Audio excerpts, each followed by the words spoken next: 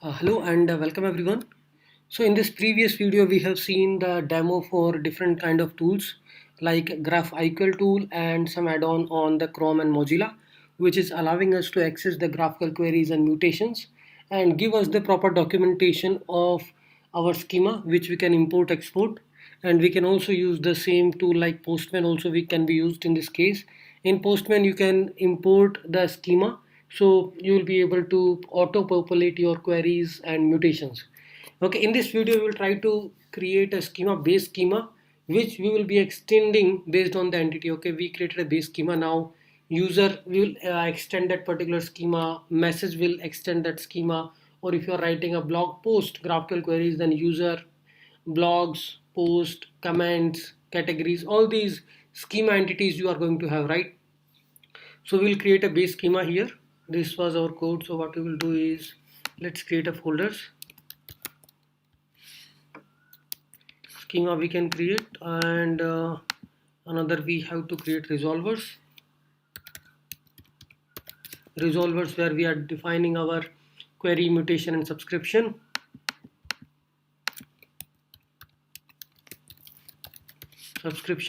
Now in the schema we will create index.js, which will be our base schema. Okay, so what all different things we will be using: import GraphQL GQL from Apollo Server Express, and here in this base schema we will be importing all the others. Okay, so what we are going to export, we will be exporting all the schema definitions we have. Like this is, you can say, a base schema. We will be extending this base schema, and consider that you have a user schema and message schema.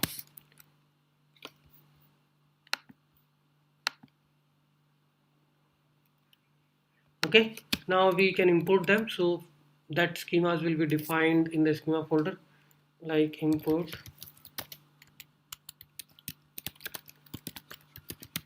message schema. From here we will have a message. We will be creating that in a couple of seconds. And here we have user schema. So we have these two different schemas defined, and let's see, we have a user schema. Okay, now we have created a base schema model. Now what we will do is, in the schema we can create the base schema. So this is our base schema.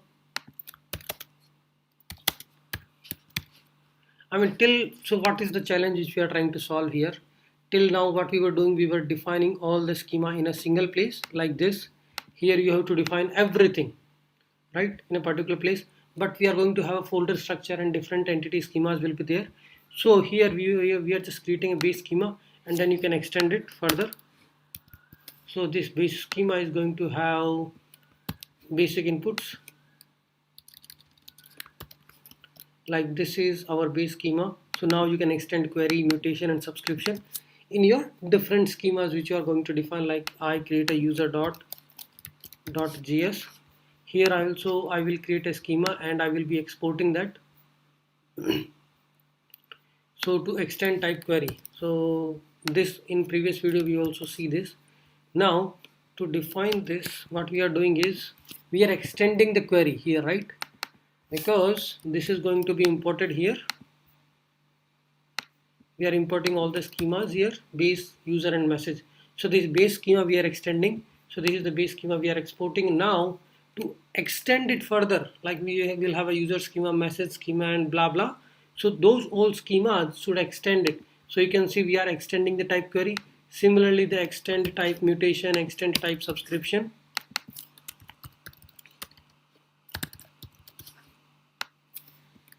Similarly, you will be creating a subscription. Okay, now coming to the real picture, here we are going to define the actual schema.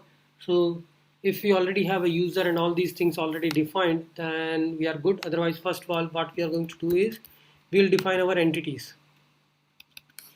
So those entities are nothing but, like, we have a different types here defined. So type token and type user. I will just using that. Type user will have a ID, username, email, role and message. Okay, message is another entity, and what we are having in the message is, I think, is going to be defined in the message entity. So we will have a message.js. So there should be no duplication. If we have defined the type here, user and token, then you will not be defining these types again in any other schema definition, otherwise you will get an error. So you can define here, and we are already extending and merging these together. So this message schema which you are going to define here can be reused in the user. So here you can see we are using this message type. So here we have a extend type query, mutation, and here we can also have a subscription. Okay, subscription, let's keep this empty for now. We'll add something in the subscription. So GraphQL expose three things, right? All the queries, mutations, and subscription. Subscription is something like a pub sub. Some event happened, now you will be emitting some value to the client. Okay, something has been updated, you can compare it with the socket events. Socket event, some asynchronously happened. Now you wanted to emit some value to the client saying, okay, this particular change has happened. Okay, so this is particular user type definition we have created. So these are the basic types. After that, what we did is we created a query and mutation. Similarly, in earlier example, we were not able to do it using this by just where we are defining only one schema. Now we have splitted them. This is our base schema. This is our user schema. Now we can also create a message schema. And message schema, let's copy something from here only for now. And you will just change it. So here we are going to have a type message. Type user we don't need. We will be needing a type query. So we will be defining what all queries we need for the message entity, query, mutation, and subscription.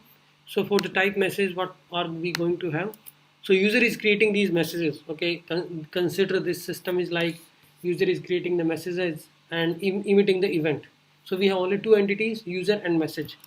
So what we are going to have is ID is of type capital ID, and we have other attributes like text is of type string,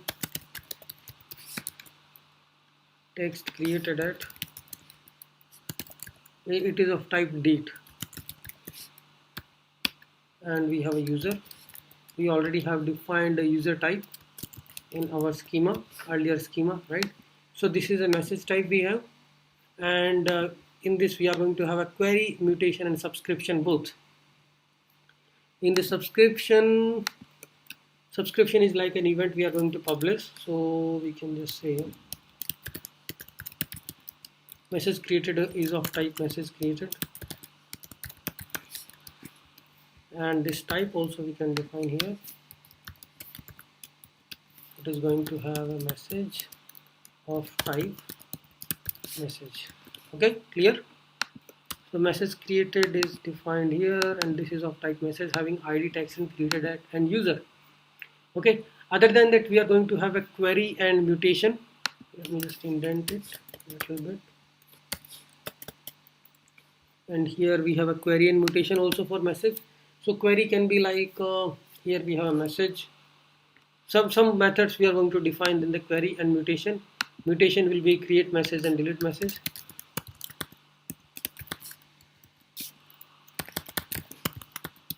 We also need to define what we are going to return. So it will be accepting ID as an input. It is required, and it will be just returning boolean means this message has been deleted. It is going to accept create message, right? So we will be passing a string as an argument like text. This is of type string, and it is going to return message as a payload. Okay, so we created a mutation. Simply you can also create a query like if I wanted to get a message, then I will be passing the ID of that message. This is required, and what it will give us, it will give us the message entity. Okay, other thing is you can just read the message, all the other things. So it is very simple, right? From the base entities, base schema, I created these two, message and user, and what I need to do is I have to extend them. So you can see extend keyword is there for the query, mutation and subscription. Similarly, we are extending the query, extending the mutation, extend the subscription, all the three places, right? So in the next video, we will try to create a resolvers for them. Resolvers will be the actual implementation what we are going to do, and we will also connect it with the MongoDB. So we'll be able to store the data, fetch the data.